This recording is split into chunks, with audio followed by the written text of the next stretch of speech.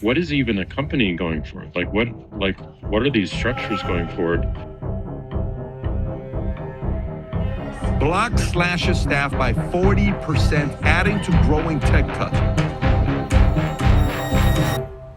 So a client I used to work with has pretty much gone all in on AI, concepting, executing ads, all of it. And when I saw that, the slow start to my ears suddenly started to make a lot more sense. Usually the beginning of the year is a little slow. Then things pick back up around mid to late February once brands figure out budgets and gets moving again. But 2026, it was quiet. A few little sprinkles of work here and there, but nothing like what I expected. And I started wondering, maybe the silence wasn't just seasonal this time. AI is moving so fast, it feels like every other day there's some new company promising to replace the thing we do for a living.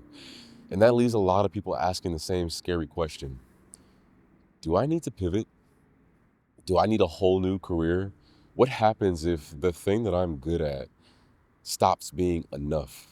And for me, this wasn't some abstract thought experiment. I have kids. I have two kids, and I don't have the luxury of sitting around feeling sorry for myself. I had to think about the issue, and I had to come up with a solution fast.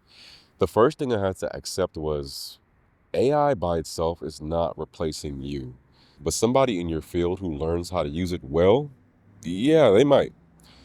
And to be fair, that client I mentioned has been putting out AI ads. In my opinion, and in other people's opinions, they're not the greatest things in the world, but that's not the point.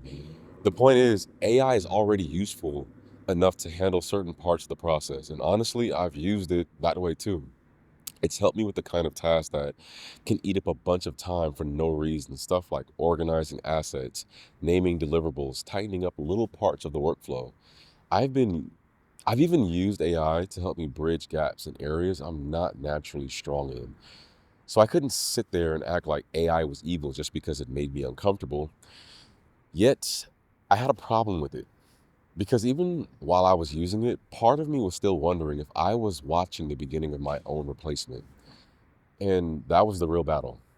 Not just what AI could do, but what all that fear was doing to me. Because if I'm being real, it was getting in my head and, and still getting in my head. I'd see what AI could make and think, man, once this thing figures out the part that I'm actually good at, I'm cooked. And that thought would just sit there. It would steal my focus. It would steal my creativity. It would steal my peace. And I had to be honest with myself. That kind of worry wasn't helping me at all. I kept coming back to a scripture in the Bible, Matthew 6:27. Can any of you, by worrying, add a single hour to your life? And the answer is no. That worry wasn't protecting me. It wasn't preparing me. It wasn't just draining me. So I had to stop asking, could AI replace me? And start asking, what are the things AI can never actually be? AI cannot be the authentic you. It can't manage tension on set. It can't read a room. It can't feel something is off and adjust in real time. It can't bring your eye, your instincts, your lived experience, your weird little quirks that shape how you tell a story. And that brought me to Proverbs 22:29. Do you see a man skilled in his work? He will stand before kings. He will not stand before obscure men. But I think some of us need to ask a harder question. Have I actually become excellent at what I do? Have I really developed my craft? Have I become the kind of person who values goes deeper than just pushing buttons?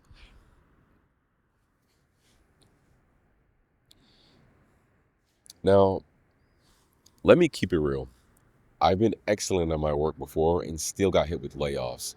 Not because I stopped being good, but because some companies stop caring about excellence. Sometimes good enough is cheaper. Sometimes volume beats depth. Sometimes the layer of quality you bring just isn't the layer they want to pay for anymore. So no, Proverbs 22:29 is not some promise that you'll never take a hit. It doesn't mean you'll never lose work. It doesn't mean the market will always reward the best person.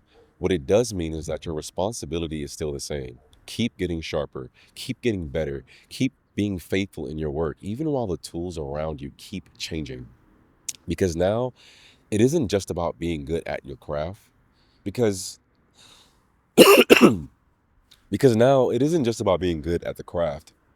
It's about being good at getting results and learning how to use every tool in front of you, including AI.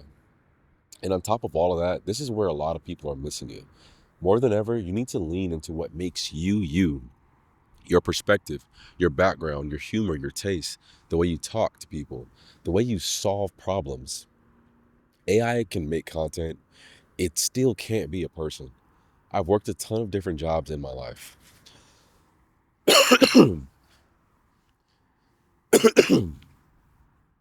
I've cleaned gyms, driven Uber, delivered food, made sandwiches, worked in IT, worked facilities, all kinds of stuff. And even though none of that looked glamorous at the time, all of it shaped me. It shaped how I moved on set. It shaped how I talked to clients. It shaped how I handle pressure, tension, and expectations. Even my interests outside of filmmaking shape what I notice and how I build a scene.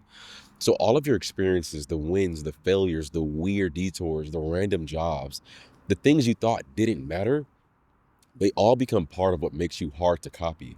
So your assignment is not to sit around obsessing over whether AI can replace you. Your assignment is to get so sharp and so fully yourself that the question starts losing its power, because what you bring is not just the finished product. You bring judgment, you bring instinct, you bring presence, you bring conviction, you bring lived experience. A machine can imitate pieces of that, but it still cannot truly carry it. AI is going to keep replacing people who refuse to learn, refuse to adapt, and refuse to grow. And that doesn't just apply to creatives. That applies to anybody who keeps acting like the world owes them permanence. So So with that, clients who's been leaning more into AI ads, the answer for me wasn't to shame them for it. The answer was to pay closer attention, to see what they were actually responding to notice where AI was helping them, and to figure out what areas in the business they still needed somebody like me, somebody who can bring taste, somebody who can bring direction, refine things, help them turn convenience into something stronger, more human, and more effective. And that's the posture I'm personally taking. Not bitterness, not denial, just clarity, growth, and a willingness to adapt. If this hit home for you, let me know in the comments what part stood out the most. And if you're navigating the same tension in your field, you're not crazy for feeling it.